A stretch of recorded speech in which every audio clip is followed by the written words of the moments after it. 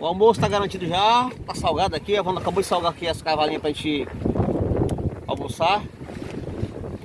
É isso aí, devagarinho, devagarzinho, a gente vai tirando aqui a nossa jornada aqui até o dia de amanhã para ir para casa. Vamos passar mais uma noite, com 3 noites. Passar mais uma noite, porque a galera vai passar por turistas. Segunda-feira, hoje domingo.